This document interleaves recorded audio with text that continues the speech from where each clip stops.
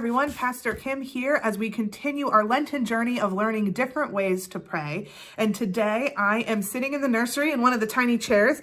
You might recognize the mural behind me. And I'm sitting down in the nursery because we are going to be doing coloring prayers.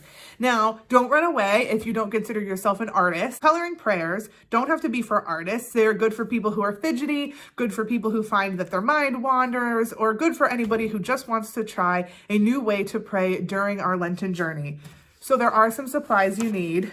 You need a piece of paper, a blank piece of paper. It can be any size, any shape. And then you need something to color with. I've got quite a plethora. I've got colored pencils and pens and skinny markers. You can use whatever you have at home. If you've got crayons lying around, you can even just use a couple regular pens if you don't have anything extra colorful. So that's what you need. You need something to color with, and you need a piece of paper.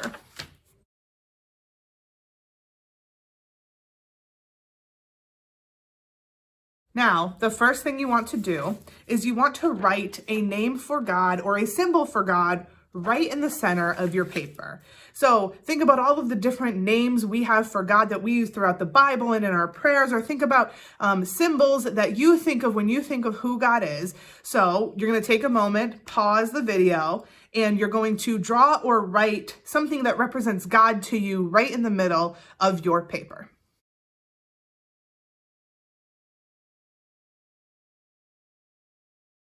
So I put the word creator with a bunch of squiggles in the center of my page. Now yours doesn't have to be as big. You are going to use other areas of the page.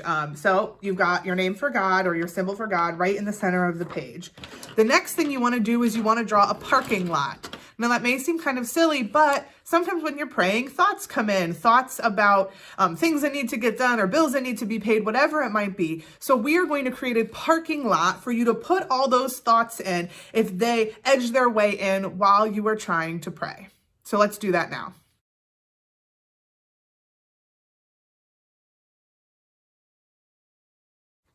So I drew my little parking lot in the corner. Doesn't have to be fancy. And as we're doing this prayer process, if something comes in your mind that's taking up space and keeping you from focusing on your prayer, just go ahead and write what that is in your parking space. All right. So next is we're going to divide our page into 4 quadrants.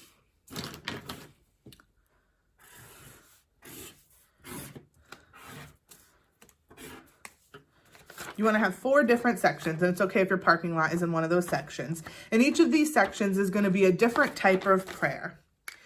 So the type of prayer we're going to start with is intercession. And intercession is when we take time to pray for other people we know who need our prayers.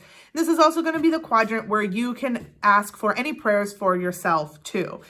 So you could write people's names down. You can draw symbols that represent the people that you want to pray for. You can draw symbols that represent the things you want to pray for.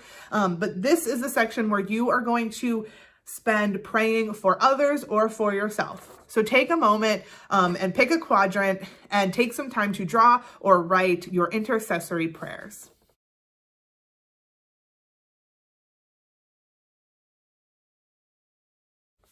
So I drew some people, and while I drew the people, I thought about the people my little stick figures represented and prayed for those people.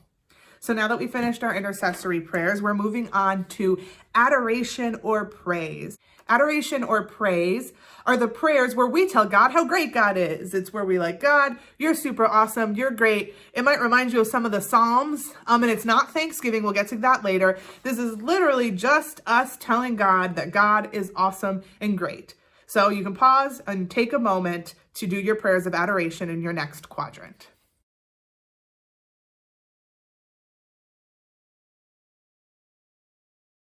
So for my prayers of adoration, I did these little bursts of color to represent my adoration and praise for God. And you can see, you can start to fill up your parking lot while you're trying to pray. Mine's got laundry in it because I know I've got laundry that needs to be changed. So whenever those thoughts come into your mind, just stop what you're doing, put the thought in your parking lot, and go back to your prayer. Now we're on to our 3rd quadrant, which is confession. So you can pick a quadrant and talk about the mistakes, the mess ups, the things you're not so proud of, the things you want to ask for God's forgiveness for, and you can write them, you can draw symbols of them, however you want to represent the things that you want to confess. So pick a quadrant for that, and we'll pause, and you can write down or draw your prayers of confession.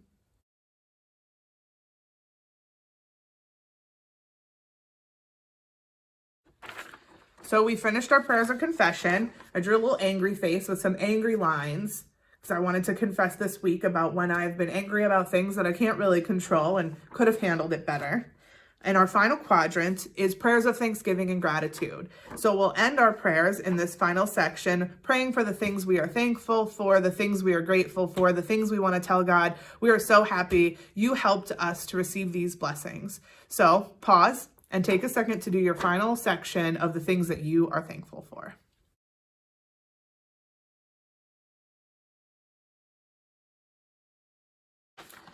So in my final quadrant, I drew some of the things I'm thankful for. I drew a little beaker to represent science and a little medical symbol because I'm so grateful for all of the science and medicine that's happening, that's getting vaccines out to people, and so happy for the medical care that I'm getting while I'm pregnant. So that's what I put in the thankful and grateful section.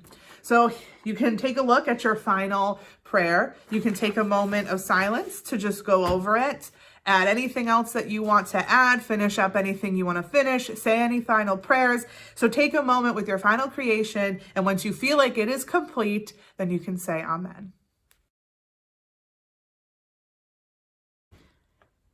Thank you for joining me today to learn about a colorful way to pray. I hope it enriched your prayer journey through Lent. And even if it felt a little out of the box or a little uncomfortable for you, I hope you try it anyway, or maybe even try it again another time. It's a great way to pray, a great way to focus your thoughts, and a great way to focus your fingers too, as you're trying to pray. So I will see you next week with a different creative or kinetic way to pray. See you next time.